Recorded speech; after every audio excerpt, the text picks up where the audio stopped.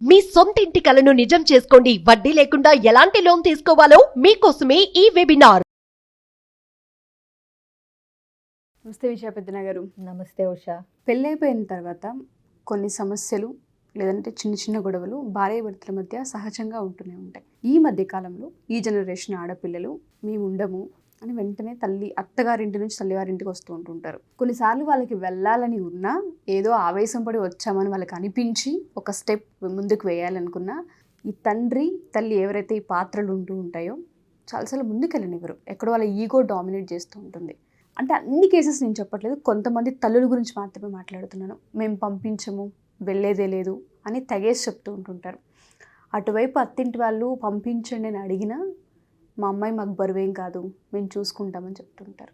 ఎంతవరకు అంటే ఎలా చూడవచ్చు దీన్ని, అసలు ఏ విధంగా చూడాలి అంటారు? ఈ జనరేషన్ ఆడపిల్లల విషయమే నేను మాట్లాడుతున్నాను. ఈ జనరేషన్ మరి ఆడపిల్లలేంటి మగపిల్లలేంటి అన్నీ సూపర్ ఫాస్ట్, అన్నీ తెలుసు మాకు అంటుంటారు కదా మరి.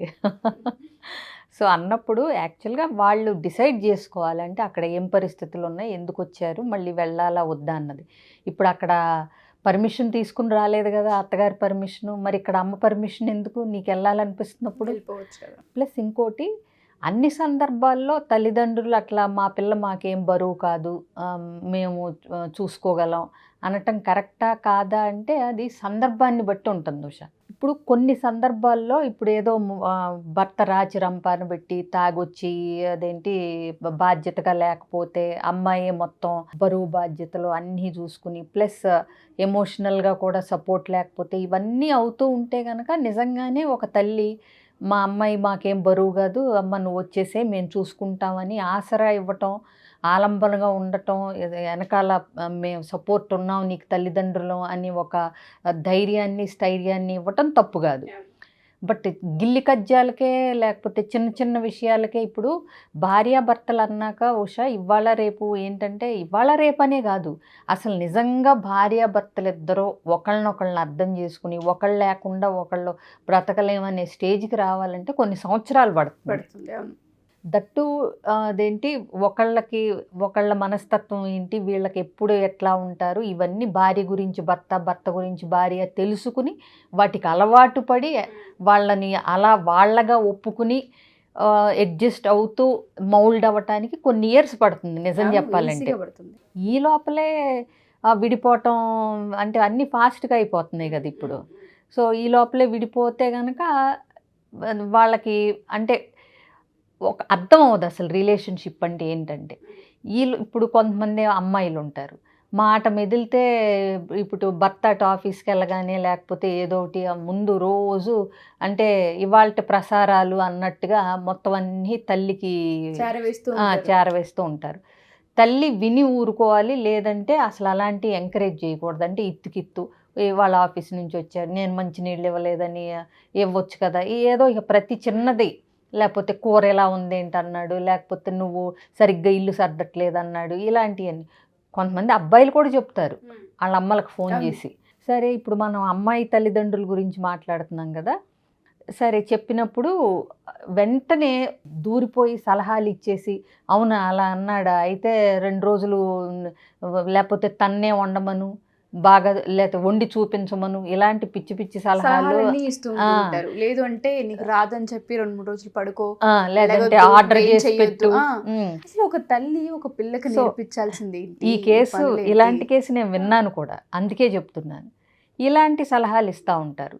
సో అసలు నాకు తెలిసినప్పుడు నా ఫ్రెండ్ అంటే ఇప్పుడు నా వయసు మా జనరేషన్లో ఇలాగే అల్లారు ముద్దుగా పెరుగుతుంది అమ్మాయి, నా ఫ్రెండ్ పెళ్లి చేస్తారు. ఇక్కడేమో అన్నీ 3 పనివాళ్ళు అన్నీ ఏదంటే అంటే ఆర్డర్ ఇస్తే చిటికేస్తే అన్నీ వచ్చేసాయి ఈ అమ్మాయికి. అక్కడేమో ఆ అమ్మాయి అప్పుడే కొత్తగా పెళ్ళయి వేరే ఊరు భర్తతో వెళ్ళాల్సి వస్తుంది. వెళ్ళినప్పుడు ఏంటంటే అక్కడెట్లా నార్త్ ఇండియా టైపు అట్లా వెళ్తుంది, అక్కడెట్లా పనివాళ్ళు ఆ భాష అది రాక ఈ గోలంతా ఎందుకులే అని ఆ అమ్మాయే పని చేసుకుంటా ఆ అమ్మాయే చేస్తూ ఉంటుంది అన్నీ. ఇక్కడ అమ్మకి పాపం గుండె తరుక్కుపోద్ది అనమాట. కాలు కింద పెట్టకుండా పెంచాము, అక్కడేమో అన్నీ చేసుకుంటుంది అని చెప్పి ఇక్కడికి వచ్చేయండి అమ్మ, మన ఇంటికి వచ్చేయండి, అదేంటి ఇక్కడే ఏదో ఒక ఉద్యోగం చూపిస్తారు లే మీ ఆయనకి, ఇక్కడే చూసుకోవచ్చులే, ఇటు పక్కకు వచ్చేయండి, మన ఏపుకి వచ్చేయండి, మన ఇంటికి వచ్చేయండి అని అంటూ ఉంటుంది. అంటూ ఉంటే ఈవిడ నాన్న, ఈ అమ్మాయి వాళ్ళ నాన్న వాళ్ళ ఆవిడ్ని అంటే వాళ్ళ అమ్మతో, ఇదిగో అమ్మాయి ఏమి నీతో కంప్లైంట్ చేయట్లే, నేను చేసుకుని కష్టపడిపోతున్నాను అని. శుభ్రంగా వాళ్ళిద్దరు ఏదో చిలక గోరింకల్లాగా ఎవరు వాళ్ళు పడుతున్నారు. నీకు చెప్పి నిన్ను సలహా అడిగి నేను చేసుకోలేకపోతున్నాను వచ్చేయమంటావా అన్నప్పుడు పోనీ నువ్వు ఏదన్నా చెప్పాలి. కానీ అప్పుడు కూడా ఏముందలేమ్మా అల్లుడు గారి ఉద్యోగం అక్కడే కదా, కొన్ని రోజులు ఆగినాక ఏ ప్రమోషను ఏదో ఒకటి రిక్వెస్ట్ చేసి టేపు కొద్దురు కానిలే అని చెప్పాలా, నువ్వు అది పని చేసుకోలేకపోతానని చెప్పి నువ్వు వచ్చేయండి ఉద్యోగం సద్యోగం అన్నీ మానేసి అల్లుడు గారిది నువ్వు అట్లెట్లా అంటావు, అది కరెక్ట్ కాదు, వాళ్ళ లైఫ్ వాళ్ళని బిల్డ్ చేసుకొని అయినా తన పని తను చేసుకుంటుంది కదా అని అంటాడు. ఇవాళ ఎంతమంది అంటున్నారు అది, అదొకటి. సో ఇప్పుడు ఈ కేసులో ఒట్టి పని చేసుకోలేకపోతుందని వచ్చేయమంటాం ఎంతవరకు కరెక్ట్. ఇప్పుడు ఇంకొక కేసు చెప్తాను, అది ఈ జనరేషన్ కేసు.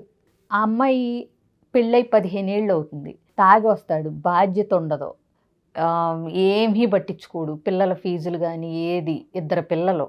అలాంటప్పుడు వాళ్ళమ్మ, ఆ అమ్మాయి వాళ్ళమ్మ ఏం పర్వాలేదు నువ్వు వచ్చేసి మా దగ్గరగా మా ఇంట్లో ఉండో లేకపోతే మా పక్కనో తీసుకుని దగ్గరలో ఉండి నీ పిల్లలిద్దరిని పెట్టుకుని నీ బ్రతుకు నువ్వు బ్రతుకు, అలాంటి వాడితో ఉండకపోయినా పర్లేదు, నీకు సపోర్ట్గా మేము ఉంటామని అంటుంది.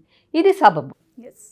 సో ఇట్లా అంటే మా పిల్ల మాకు బరువు కాదు, మేమే చూసుకోగలం అని అనటానికి సమయం సందర్భం ఉంటాయి. ప్రతి చిన్నదానికి ఈ అమ్మాయిలు అదేంటి మొత్తం చెప్పక్కర్లేదు ఇంట్లో విషయాలు. ప్రతి చిన్నదానిలో అమ్మాయి తల్లిదండ్రులు కానీ అబ్బాయి తల్లిదండ్రులు కానీ దూరిపోయి సలహాలు ఇచ్చి అస్సలు మాట్లాడాల్సిన పని లేదు. ఇంకొకటి, భార్యాభర్తల మధ్య ఏదన్నా గొడవ అవుతుందనుకో, 1-2 రోజులు పడుతుంది సర్దుకుపోవటానికి.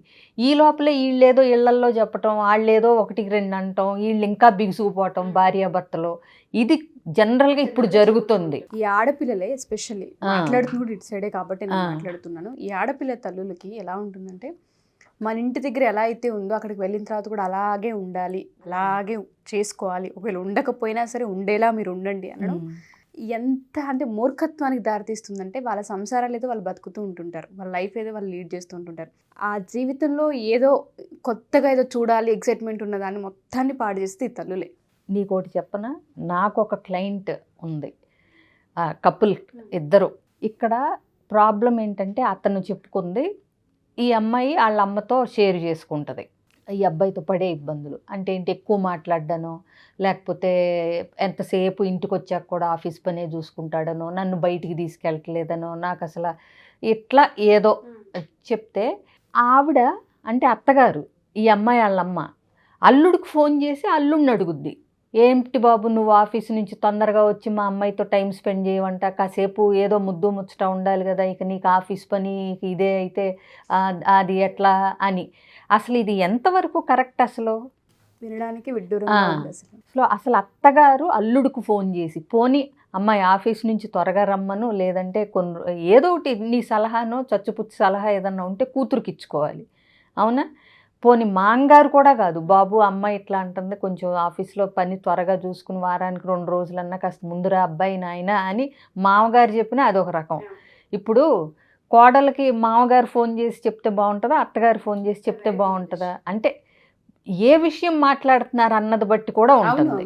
సో ఈ విషయం అసలు డైరెక్ట్గా అత్తగారు ఫోన్ చేసి ఏ విషయం అయినా అల్లుడిని, మా అమ్మాయి ఇట్లా చెప్పింది, నువ్వు ఇలా చేస్తున్నావు అంట కదా, అలా చేస్తున్నావు అంట కదా, అన్ని కొందరు ఇళ్లల్లో ఆడపెత్తనాలు ఉంటాయి, ఉష అనకూడదు కానీ, అవునా? ఎంత విసుగు పుడతాయి అంటే, ఎవరు ఎంతవరకు ఎందుకురా చేసుకున్నాం ఈ ఇంటి ఆడపిల్లని అనిపించాలి.